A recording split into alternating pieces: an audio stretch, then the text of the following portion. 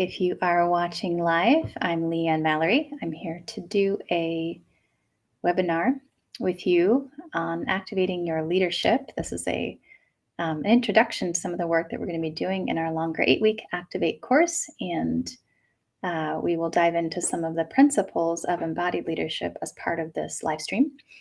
If you're watching later, please feel free to reach out with any questions that you have. If you are hearing me live, maybe just put something in the chat. Let me know that you can see us, that we are live on some of our channels. I believe we're on LinkedIn, on YouTube.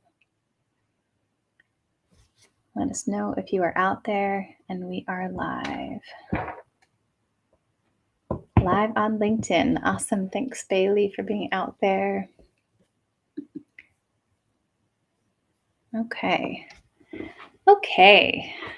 We're going to go ahead and dive in. It looks like we're live on at least one of our channels, and we'll make sure the team is getting us up everywhere if it's not fully live yet. Thank you for being here. Again, if you are watching live, feel free to ask questions or put things in the chat. If you are watching later, you can always reach out to us. You can find me, Leanne, at gutsandgrace.com. And I've also got some info here on the bottom of the screen about the 8-week program. But mostly what we want to do in this session is give you a taste of the work, give you a chance to better understand how the tools of embodied leadership could support you.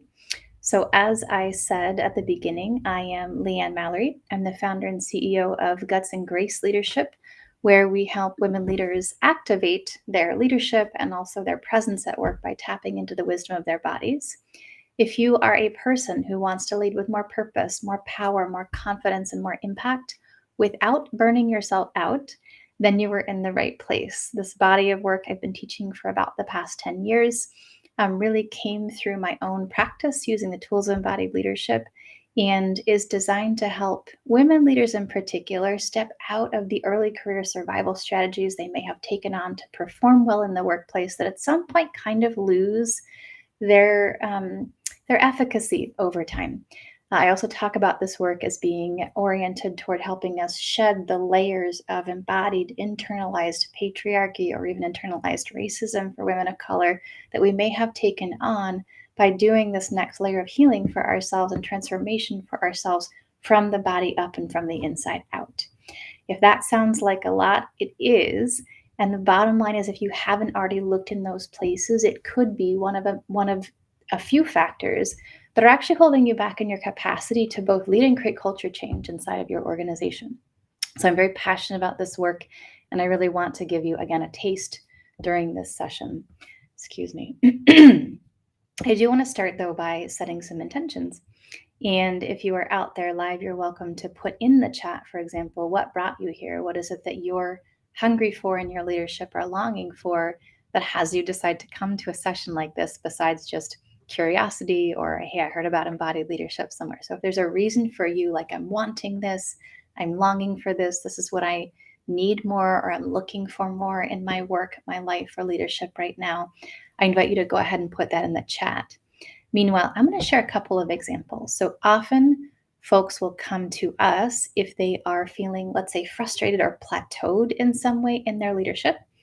I work with a lot of folks who are either in career transition or who are questioning, maybe I should transition because I feel like I've kind of got to the top of my game in this organization, or the top of what people will recognize and what I can offer here. And sometimes that's true and sometimes it's not. So this is an opportunity to kind of be in the grappling of what else might there be in me that may play a role in that changing. And definitely, if you are a person who's looking for more recognition of your skills and superpowers for people to really get you at work or in whatever you do, even outside of the workplace, this work can be really helpful for that. If you're a person who would like to feel more confident about your perspectives, your decisions, your presence on stage, for example, just this general sense of I'm confident in who I am. And even like I trust my intuition or my instincts, and I can have my own back in that so that people will take me seriously in my role and what I'm bringing to the table at work. This work can be really powerful for that. If you're looking for a sense of feeling more on purpose and that you're really truly making a difference in your work, there's a lot available here. And last but not least, like I mentioned, I'm both a person who works with and doesn't directly work with burnout, what I found is that any work in the realm of embodied leadership that goes deep enough will often reveal ways that our default habits, modes, ways of being kind of co contribute to, along with external factors and experience of burning out. And so, if feeling less exhausted, more alive, more vibrant, or even healing from health related trauma or health related self sabotage is part of what you're looking for, you're in the right place. So, this is some of the intentions that I have for what you may get from the beginning of today's session, as well as the work we'll go deeper in the Activate program. And I also just want to name all of this, right? All of these things we long for, what we're grappling with, what we're frustrated with, what we're hoping to grow inside of as leaders, also is happening inside of a context of a pretty intense world out there right now. So, regardless of your political stand, what your values are, if you just kind of look at what's happening in the world, there's a lot going on. Certainly, those of us who are in the tech space, I live just outside of Silicon Valley. The rise of AI asking us to contend with, our jobs and how will they be, and what's going to happen as AI can do more and more of the work. AI being available to help us think, make decisions, drive cars, write papers for us. Certainly, there's a pressure inside of that and what's happening in kind of the tech space around that. Also, we're in the middle in some way. Again, however you believe or what you stand for, you can kind of look around the world and go, wow, there's been some serious climate issues and some serious weather issues happening in the last number of years. So, the fires in Hawaii, the storms and the flooding in Libya, and many other events that have been kind of unprecedented, high, worse than ever, these different things that many of us either have been in communities that are facing, certainly myself, living in a big fire zone, it's very top of mind for me, especially this time of year. But also, having family members, having friends in these different kinds of zones where we're now recovering from or facing natural disasters. It's also a time of tumultuousness, tenuousness around our financial institutions. We saw the collapse of Silicon Valley here in the Bay Area, and many other banks are kind of contending with the ripple effects of that. Certainly, we have said that we're in a time of recession, so there's a lot of questioning around money, around finance, around what we can or can't afford to invest in, around the decisions that we make with regards to money at this time.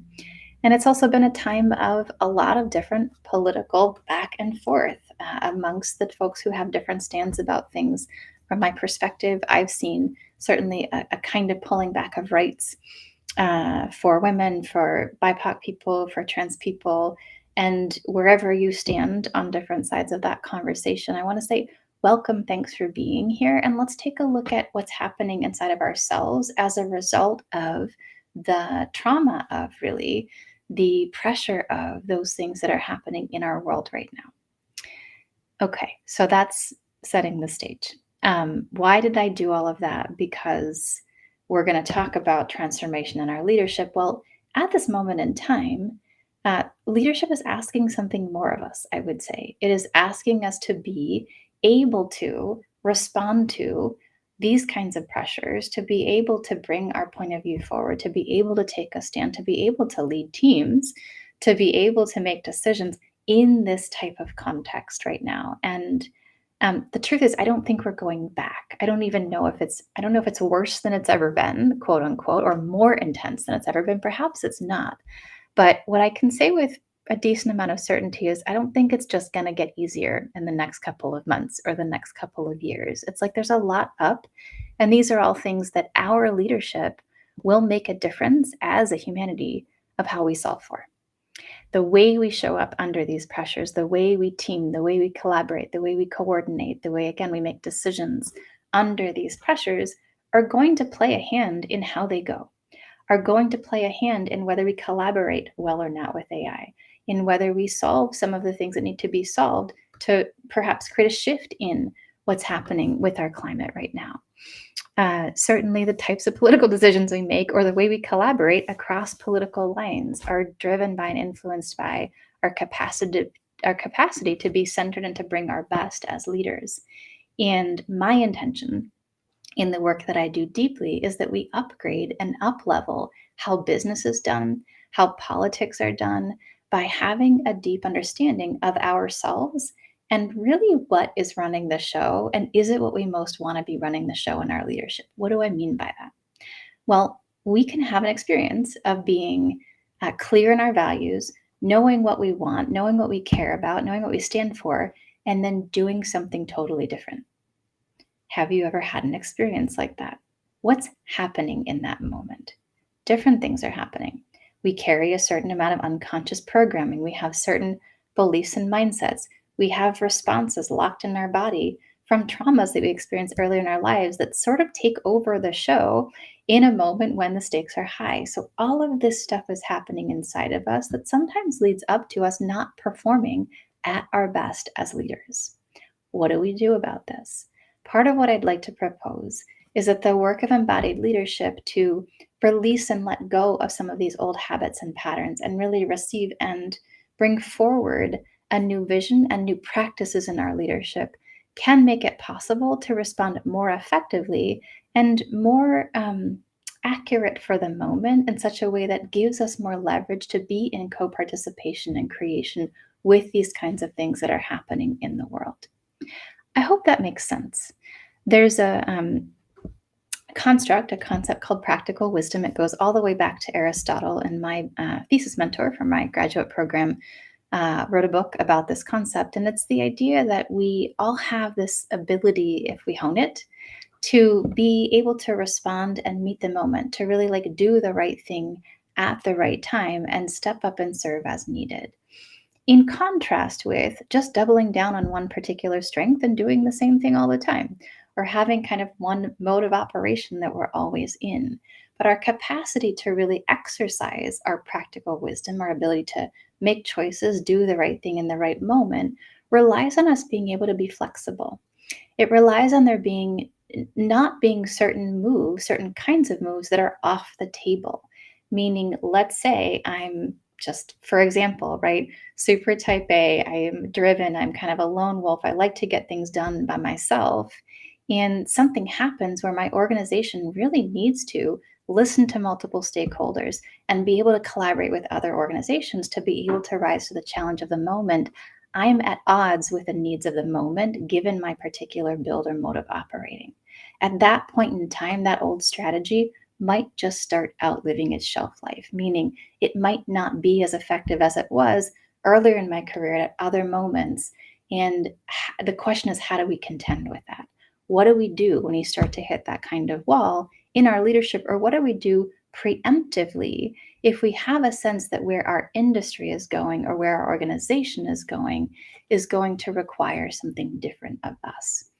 And frankly, just changing your mindset or just changing your mind is probably not going to get you all the way there, although affirmations are wonderful and new decisions can be really helpful. So, this is where I believe the body comes into play and it makes a huge difference. Embodied practice, being able to work from the inside out with our own bodies and minds and full nervous systems to do some reprogramming and also face the healing that might need to happen to be able to fully reprogram, is what this work is all about. So, enough talking for the moment. Given we're talking about embodied leadership, I want to give you a small taste of what this can be like or what can get kind of kicked up or picked up in this type of work. So, if you're willing, I invite you to, again, whether you're watching live or whether you're going to come back to this later, watching it as a recording, please stand if you would like. If not, you can sit and let's do just a brief practice together. If you're in the workplace, you can put a little sign up that says, I am learning something right now, or just do it sitting and be subtle about it. All right, so why do we stand? We don't have to stand to do this kind of practice, but we can stand for the sake of one, we sit a lot during the day. Just changing the dynamic can sometimes free up a little bit of our mind or give us a boost of energy just by not doing the same thing we were doing before. But also, standing can give us more access to the full kind of range of our physical experience and even emotional experience in our bodies. So you do not have to stand and you can. What I want to invite you to do is keep listening, but sort of turn down the volume on your thinking brain And start to, if you can, bring your awareness to the sensations in your physical body. Start to let yourself feel, if you can, a little more than you've been thinking or than you are thinking. So, how do I do that? Maybe notice the pressure of your feet on the ground. You might notice if your skin feels hot or cold, if the room around you feels hot or cold. You could feel the expansion and contraction of your breath. You might start to notice your mood or any emotions that are present for you or lack of emotions present right now. Just anything that's about the present moment, what's happening in your body, what you can feel, just notice. And let your attention rest there for a moment. No need to change anything or even figure anything out, just being aware. Already, sometimes just being aware starts to shift something. So, I mentioned a lot at the beginning of the call about what's happening in the world and the pressures we're under. So, I invite you to, as you become aware, let yourself also be a little bit aware of the pressure that you're under. Maybe one of those things I spoke speaks to you. Wow, AI, is it going to take over my job? Or yes, I'm trying to solve the climate crisis. What's a pressure related or not to those things? It's alive for you in your life and your work right now. And notice your body again. Okay, we brought that in. Am I feeling the same? Did my heart rate pick up? Did I get a little tenser? Am I starting to kind of check out or get dizzy? Or nothing is fine? Just notice. Great, me in my body and this thing happening in the world, happening in our company. Good, and then I want to invite you, without thinking too hard about it, to let your body start to do what it does when you're not at your best responding to this pressure. So, this is happening, whatever it is, and you kind of go into a mode. Maybe you're not sure what that is, but just think about, like, let yourself get a little bit worried about it, let yourself feel the pressure, and then let your body do what it does in the mode of trying to solve it, maybe resist it, push it away, whatever you do. And just notice the difference now in your body, in your presence, without having to figure anything out. If you were to just name some things, how would you describe your body now? Maybe you literally notice, like, oh, my hand's clenched, or it's like, oh, I just feel tighter, or I feel um, dissolved, or I feel I'm leaning forward. Just notice what you notice. When I'm not at my best, I'm letting my body show me what it's like when I'm in that and it's not going so well. It's not so much like performing, just let yourself get in that space. And take note. Here's a body snapshot of what I'm like in this mode.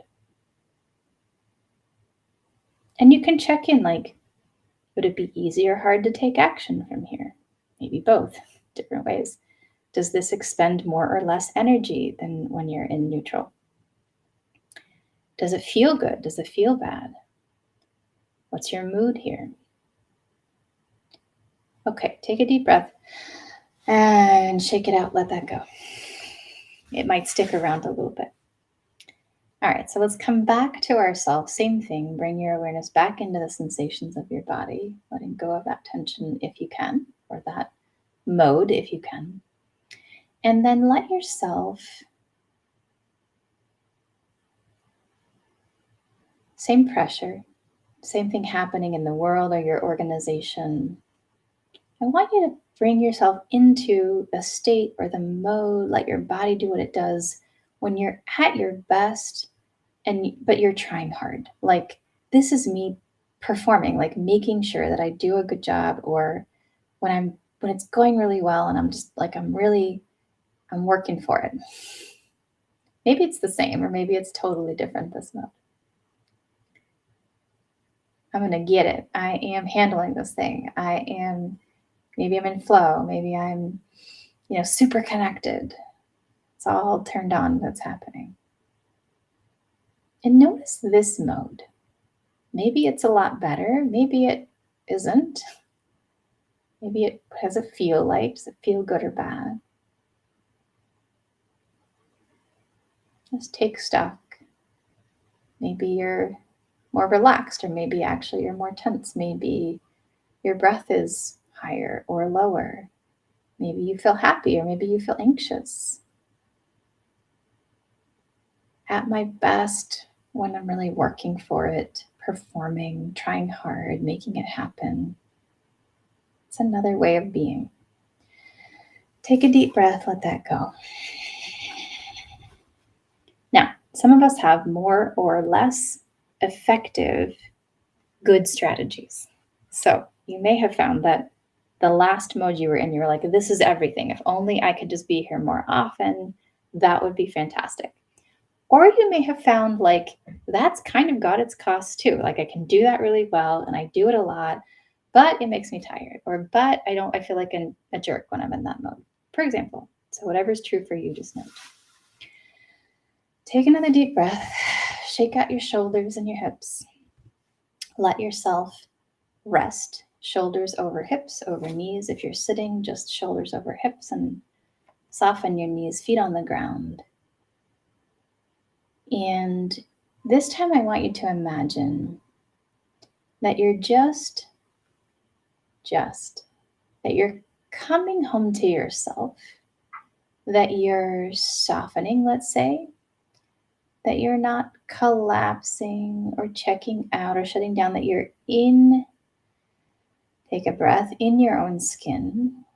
You can align through your spine and get kind of nice and tall without over trying. You can relax and open out to your own edges without overreaching, meaning like I'm kind of wide, I'm open. And then feel for your back of your body. Let your weight rest, not too far back, but like into your heels so you're not leaning forward, and you can really kind of feel your back and the space behind you. Feel for a moment your heart, and then bring your awareness down into your belly. And then bring your awareness to your front and see if you can soften and open the front of you. So we're experimenting here with a more relaxed, perhaps a softer or just more supple kind of power.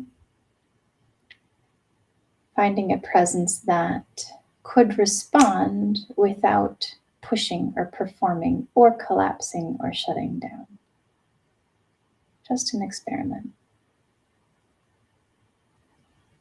And from here, I invite you to choose one thing that matters to you, that you care about, what's important to you, not something that like makes you worry, but something that where you're like, wow, when I remember that, I drop in, like I get to the heart of things, or I feel energized and like I want to take a next step. Could just be like your kids. Could be something you're up to that just really matters in your work. And let the tenor of that influence your vibe, influence your presence. That pressure we were talking about, it's still out there, but I'm a little different in it. Take a breath. And once again, if you want, kind of like a body snapshot. Okay, here's a different me, a different mode. And when you're complete, come on back to your screen if you would like. I'm going to unpack that a little bit and share a bit more about how this work and this process works.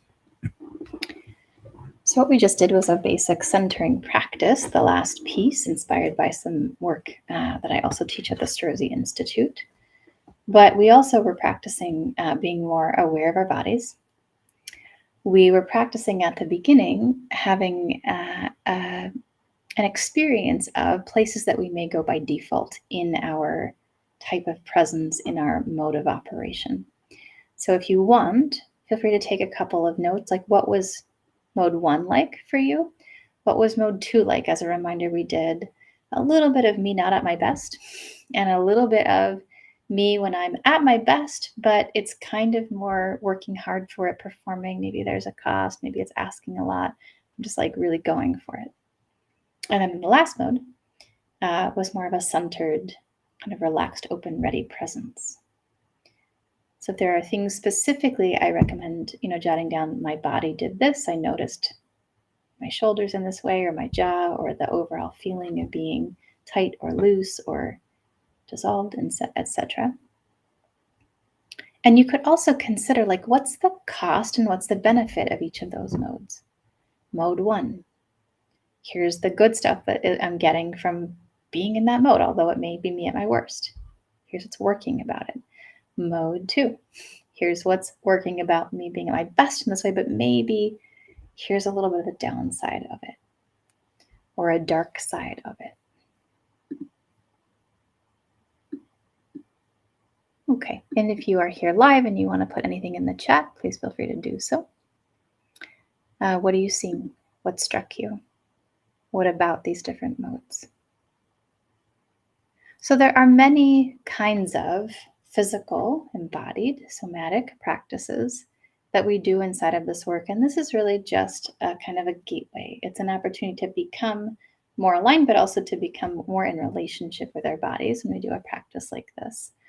And one of the reasons that a basic centering practice supports the recalibration or kind of softening of our nervous system into something more responsive, into something more available and new, is that the way that we've built our survival strategies, the way that we've built our coping mechanisms and reactions to the world that then get codified and turned into ways of being or modes of operation that we run over and over again under pressure or just all the time. We build them both in our minds, but we also build them in our bodies in the way that we contain, hold certain things, block energy, lock energy, contract muscles, tighten backs, lock jaws, for example. And so we go about our day and we wonder sometimes, why are we so tired? Or how come I can do this but not do that so well? But the story lives in our tissues, as they say. The story and the how of how we do that is actually happening in our physical bodies. For example, I'd like to be more calm when I speak on stage. However, when I get on stage, this part of me tightens and pulls my chest up and locks my breath, and my entire body says, I must be scared of something. There's something going on, and I'm holding. And then this literal sensation of the locking makes us more anxious, and it kind of replicates itself. For example, it's not necessarily that simple, but there's something about our patterning, our programming, that may need an upgrade in order to be fully responsive, in order to lead and do a really good job without the costs and consequences of the tension of overperforming, for example. So what's available inside of this work? The Activate method it's essentially a 3-step process with a little bit of mystery and a little bit of magic that is designed to help you go through a personal choosing in transformation, and we could say healing process in your leadership to unravel some of the core earlier career survival strategies that you may have developed to cope, to get by, or to perform in the workplace in your earlier career. Relevant outside the workplace? Absolutely. Most of us run these same programs both at home or at work, or we run one version of a program at work and another version at home, but nonetheless they have a relationship. The 3 steps of the Activate method are release, receive, and realize. And they can be a little bit counterintuitive, but the bottom line in this process of transformation is that, not so counterintuitive, that you have to let go of something to allow something else or call something else in. So the first part of the journey when we do this work, the first thing really to do is to get clear about where you're going or what you want. This is a bit before the first step, but knowing what you're longing for, knowing, like we started this call with, this session with, what matters to you. Are you wanting to be seen more? Are you trying to solve a big problem that you feel like you're really built to solve, but You're getting in your own way in some way and you'd like to be more free of that. Are you looking for the next promotion, some recognition? Do you want to feel more confident? Do you have a big goal or a big challenge you're facing and you feel really compelled to solve it? The next step is to get clear about what about your patterning, your programming, your embodiment isn't actually serving or isn't serving fully or isn't serving anymore on the path to getting there. So I'll give you an example, and this is really the release step of the process. I work with a client, we'll call her Carrie for now, not her real name. And she is kind of a maven in the field of environmental sustainability. And when we met, what we found was that over the course of many years of working in fairly male-dominated kind of industry, contexts, working in technology, working in a variety of different kinds of organizations that mostly her supervisors and a lot of the folks around her were men. She really found that her native way of operating wasn't always, let's say, uplifted.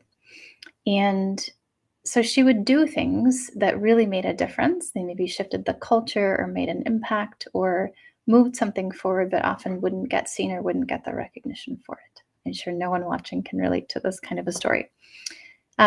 And everyone responds to that differently. In her particular case, based on other things that may have happened earlier in her life or ways that she got trained, she did a couple of things. One, she would hold it in. So she was a nice person, right? She wouldn't like get mad or go after them most of the time. Mostly she would kind of take it. She would um, keep the peace in certain ways. And then what she would do is she would run a lot of resentment under the surface and frustration and anger.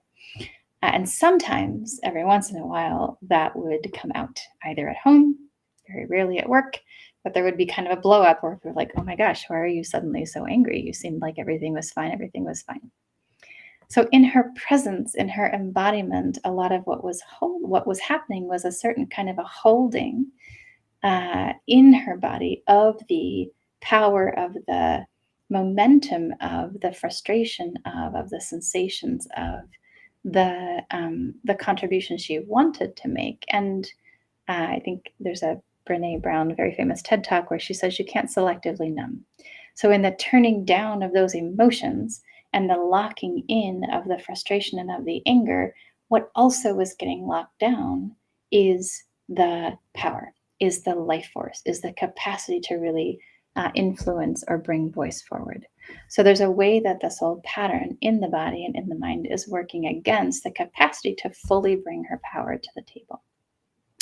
For Carrie, part of the need to be able to get to the next level is to let go of some things, to release some of the resentment, some of the kind of thoughts, the feelings, the mind about it, but also to release, for example, the habit in behavior of not saying what she thought or holding that in. And in the body, the contractions that were designed to hold in the energetic, the emotion to kind of tamp things down, also needed to have the lid taken off a little bit. First step of the journey, to release, to let go of something, to know what it is. That's the easy part. The harder part can actually be what's going to happen if I let this go. Everything, well, in her case, two things. In her case, I've built a career on being a high-performing good girl who makes sure that there's never, there's no waves happening and people like me and they want to keep working with me because I'm not getting angry and it's all being kind of contained and I'm sort of managing all of that for all of you. And then also, like what's going to happen if I take the lid off of this? Is it going to be a problem? But also, are there other strategies that could work? Is there another way that I could play that would make a difference? So this is the kind of magic and the challenge of step one is both the knowing what it is, but also the courage to experiment with letting some of that holding and some of the behaviors and the thoughts that go with it start to fall away. So then what happens? Well, the truth is, if you just do that, you might find yourself either without a tether or without a new strategy. Or you might find yourself in some deeper water because somehow that release actually wreaks some havoc. However, in the way that we work in this activate method, the next step is to be open to and to learn how to open to receive a deeper, we could say, download, or a deeper understanding, both mind and body, of what it is, what it looks like, and what it feels like to be more fully aligned and on purpose for you. So again, I'll give you an example. Worked with a woman a couple of years ago. We'll call her Kathy, and in some way, she had an unconscious kind of tending toward. I'll say this very lightly because it's delicate territory to talk about these parts of ourselves, right? But a bit of a tending toward allowing herself to be used in particular ways by her organization. Certainly, that met moment of and also cultures of taking, cultures of not rewarding, cultures that were not healthy for her.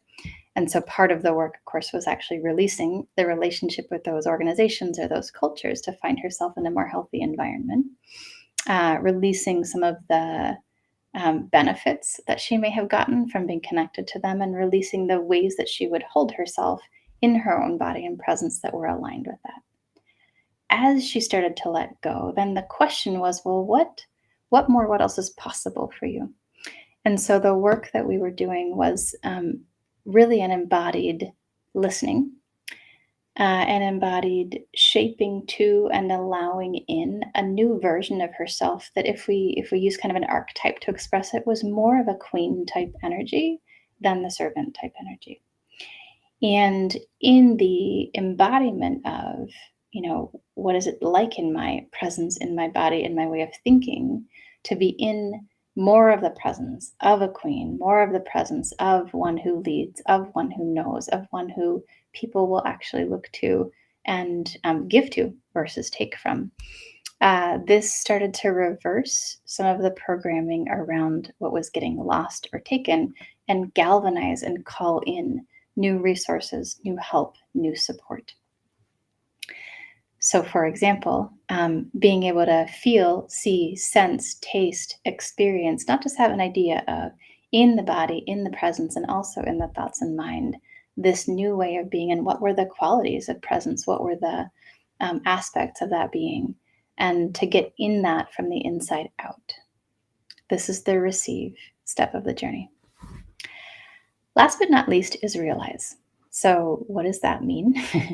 It's one thing to, like we just did, for example, on this call, have a momentary experience of something different. There is a step in that. Being able to go, wow, I did an embodied practice. I felt what it was like to be a queen. I was able to tap into that. I now know what it tastes like. I've taken a body snapshot, kind of like we did on this call. And to be able to know the location is it's a huge part of the journey. However, what does it take to actually make that not just something that I could find once or twice, but something that's more my practiced way of being, more my common reality, more an experience that I not only know how to get back to, but I do get back to again and again. And through coming back to it again, it actually becomes more of a common MO and experience. We might say I'm expanding my range. Maybe I'm not giving up everything about my old mode. I'm releasing my need for it, or the tension it creates, or being that way all the time. But I'm opening to this other capacity that is now more accessible to me. What it takes is conscious practice.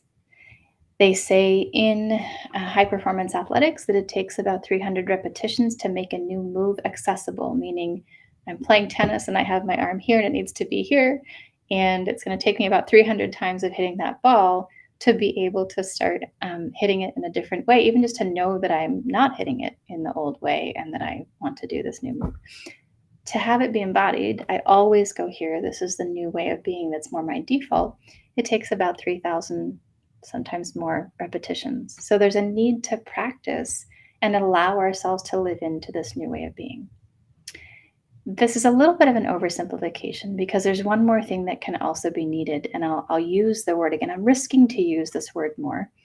I'm connected in some ways to Raj Sisodia, who's the founder of Conscious Capitalism, whose new book was recently released. And I've been delighted to see in that book that he's risking to use the word healing in the context of how we think about our growth and our leadership. What does that mean, healing? Again, it's like the layers deeper of work that also needs to happen so that I'm not just putting a new habit on top of a lot of trauma, for example, or I'm not just putting a new habit like a band aid on top of a way of being that underneath there's actually some pain associated with, or something that hasn't been fully healed, i.e., moved through my system and released in a deeper way. So sometimes either the first or the second step in this process is going to ask you to also consider what else needs to be healed in me.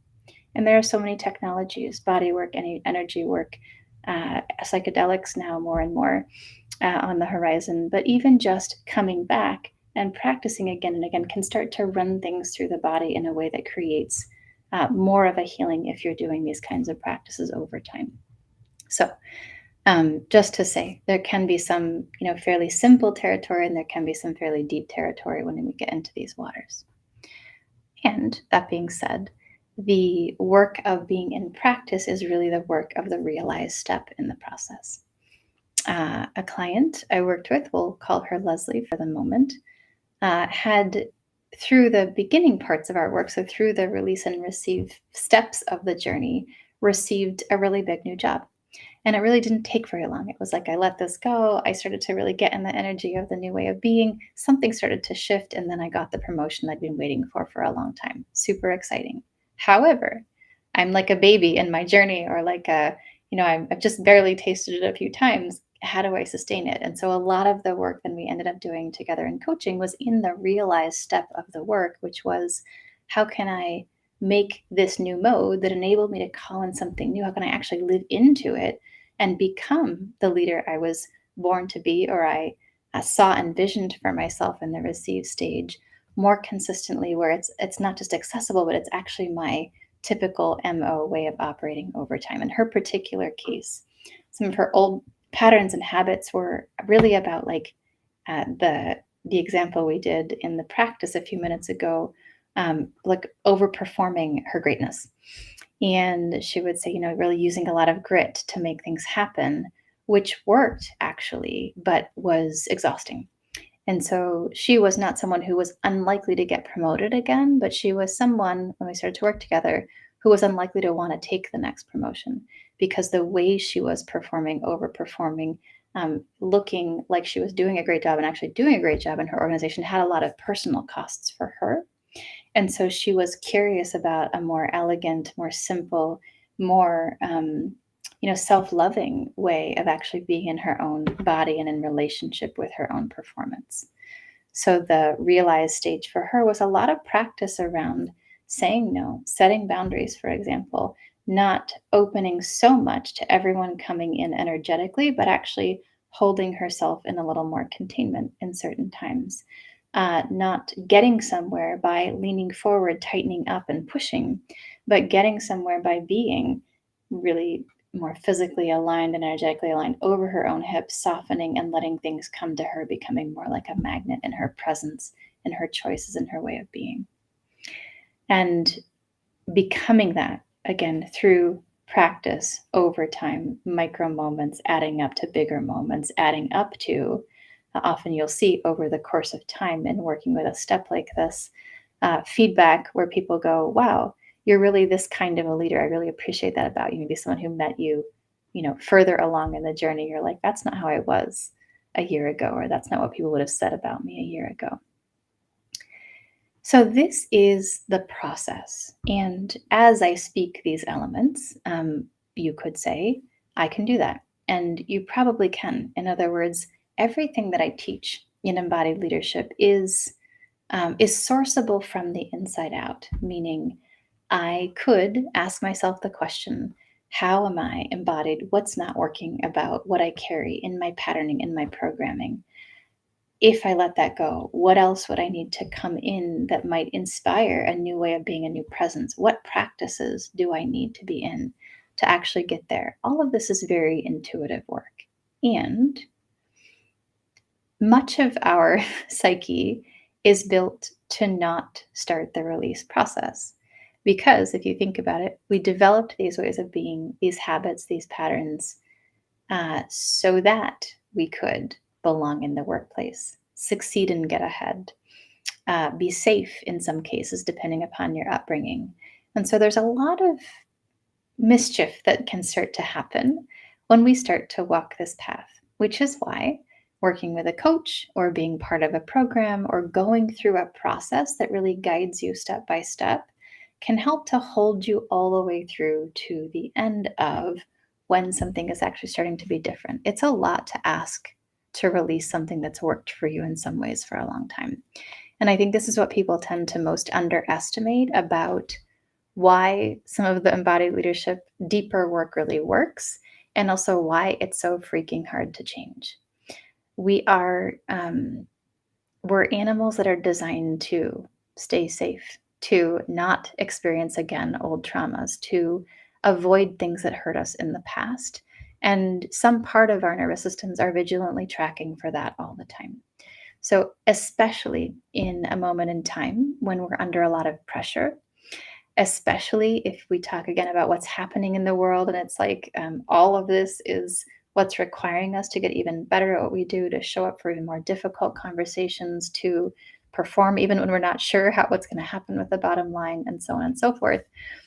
It makes it harder and harder, and even more and more important to step into, to opt into doing this work so that you're able to respond to versus just react or protect around what's needed next.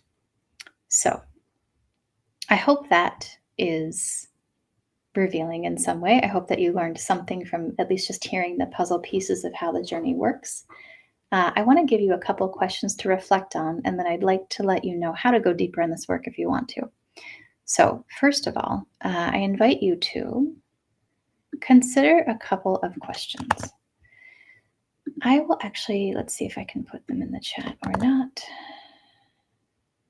Looks like maybe not, depending upon your channel. Okay, that's a little bit clunky, and my apologies, but I want to have you have a visual. So if you can see it, great. If not, just listen to my words and take notes really fast. The first question is, what's your big dream? Or you could answer the question, what's the big challenge in your industry, in your world right now? But what's your big dream? What kind of impact do you want to make on it? What are you trying to solve? Who are you aiming to be? What's compelling enough to you about what you want to influence, be part of, make happen, see through in the world or in your work or in your industry right now that would have it be worth it to upgrade your leadership? What's your big dream?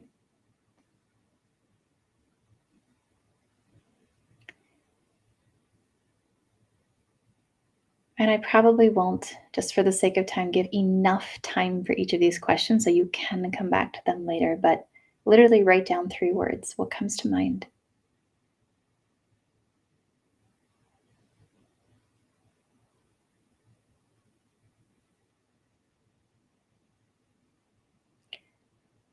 The second question is, the problem is ...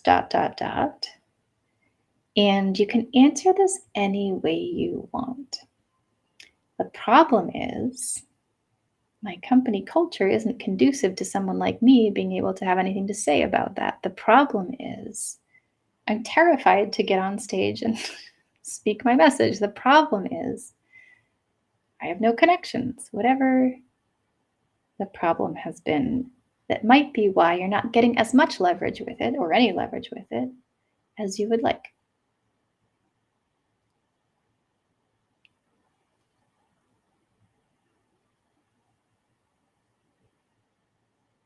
Again, first thought, best thought, write a couple of words.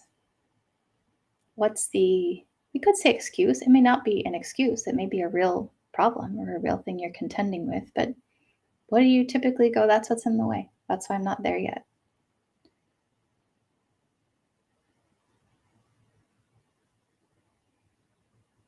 Okay. So let's say that's true.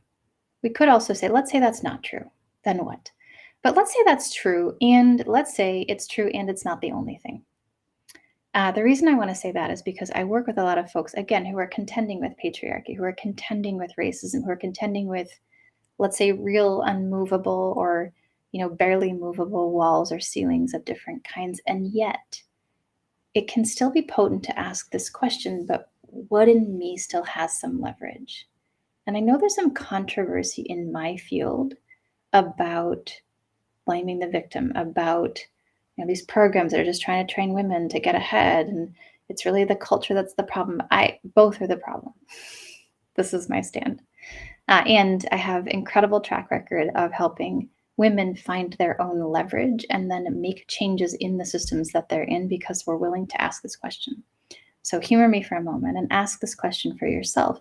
If you were to take some level of radical responsibility, if in some way your insides were a mirror or connected to or related to the results you're getting or what you're seeing on the outside, what could you say about you, why you haven't got there yet, that has something to do with your own programming, mindset, way of being and doing? Maybe there's a way you're at odds with yourself, or you're running out of energy, or you choose in a certain way, or you default or tend in a certain way, or you contract or tighten in a certain way. What do you see that may be about you?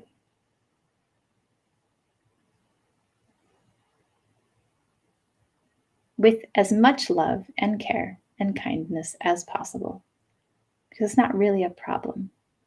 It's probably a really good strategy given what you've experienced or are experiencing right now. And yet, perhaps there's more. Perhaps there's something beyond that that's available.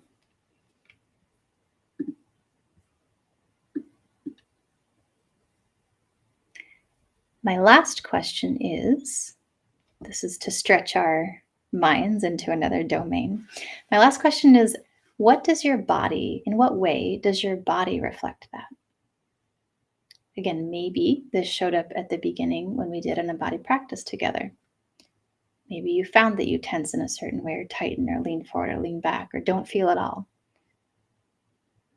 How, if at all, how does your body reflect that thing you just identified? Might be really obvious, might be super subtle. I'll give you my own example. My build, my unconscious programming, has a lot to do with hiding, even when I have a really strong opinion about something. And so I hide and I hide and I hide, and then I have a backlash version of it where I come out really hard. But the hiding, how my body is when I'm in that mode, is I'm energetically behind myself. So I kind of like leave myself. I tend to check out with my eyes, like I won't see you. I can be a little collapsed, but mostly a little pulled back, maybe turned to the side. And I don't breathe a lot, and I'm not feeling a lot. So we could say there's a certain kind of mood of concern and an experience of perhaps something like a dissociation, or I'm not really there, like I'm hiding so you don't see me. When I come back in, you're going to feel me differently. And it has all kinds of reasons why. It was hard earned, I like to say. But it doesn't serve if I'm looking to connect with you and to make an impact or move something forward or really bring a point home or invite you in. So, for example, in the Guts and Grace methodology, which is a bigger, the Activate method that we just did, the 3 steps, Guts and Grace is a longer kind of 12-step process that we do to work with women to step out of ways they've embodied the patriarchy and bring their full selves into the workplace. In the Guts and Grace methodology, we really work with the whole domain of various territories around this. But Activate is a good place to start, to just get a taste of and to move something out of the way around this one kind of core version or aspect of your programming. I call it the core dilemma. Some of my mentors call it the core contraction or the core program. I used to just call it the one thing that was holding you back from your greatness. But ultimately, it's like this core thing that I have taken on to be safe, to belong, to get ahead, to fill in the blank, but that may be kind of outliving its shelf life right now. So, in a couple of weeks, I'm going to be hosting another round of our Activate program in a kind of a short course form. Usually, I teach it as a group coaching program where you get to reveal a lot and get coached on things. And I've had some people ask for, can I just get the content and take myself through the program? So, we're going to run it October 20th this time through October 31st with a little break in between. So we'll do a bunch of days back to back and then about a week break and then come back for a final session. So we'll be running it for about an hour and a half each. You'll get the download of each of the puzzle pieces. You'll have a chance to do some journaling, to work on it yourself, to take it home, to do a practice. And in a very short period of time, go through the whole system and land some new practices for yourself. I'm doing this in part because my read is that it's a really important moment in time. I mentioned a lot of what's happening in the world right now. I also work with a lot of women leaders who are in question about their careers or want the next thing or are stepping into new roles but don't want to bring all of the baggage or their past ways of being and doing with them to the new role. Just want to create something really different and make a different kind of contribution in their work.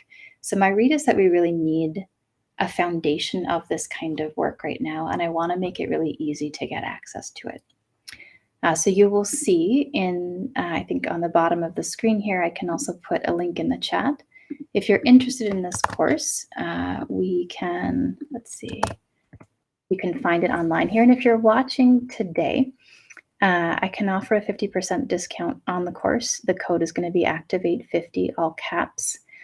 So mostly I just want you to be able to get access, to get a taste, to start doing the work so that as we go into the end of the year and we go into 2024, we are not just running the same old programs. There's so much being asked of us in society to keep upgrading our systems, to upgrade the kind of organizations we run, to upgrade our policies, and to do that not just as a good idea, but from the inside out in a really depthful, centered, and kind of embodied way. We actually have to do the upgrades inside as well. So whatever your mission is, whatever you're up to in the world, often there'll be a parallel between this upgrading inside and the change that you're trying to create in the world. For sure, it happens for me as a coach. There's always this kind of a mirror. And this course is a way to get a kind of quick and dirty, at least beginning beginning leverage with that. Or if you've been on a personal professional development and transformation path for a long time, it's an incredible way to actually synthesize everything that you've learned, distill it down, and get into new practices that'll be very effective and very pointed for you right now at this moment in time. Many of the folks I've worked with over the last couple of years, I'm inviting to take this course again because, again, new level, new devil, at this moment in time, different pressures. Your core dilemma may be the same, but it's showing up in a different way. So wherever you're at on your path, I can almost guarantee that you will find some piece of new healing, new transformation, and new practice, some new leverage if you decide to take this course. So that is my invitation. I would be delighted to go deeper with anyone who's watching this. I do a 30-minute discovery call, as of now, still free. If you want some help to actually identify some of this stuff and not just go through a course, or you want to go deeper, please feel free to reach out to me, leanne@gutsandgrace.com, and we can schedule some time. Other than that, I hope this was helpful. I hope it opens some doors. Usually I like to say, like, once you see something, you can't unsee it. So at the very least, my hope is if you hung with me until this moment in time in the presentation, that you'll be thinking about or bring some awareness to what's happening in your body and or the things that might need to get released right now over the next couple of days, weeks, or months. Thank you so much for your time, for your presence, and I hope to see you again either in person or on another virtual event. Take good care, and we'll see you soon.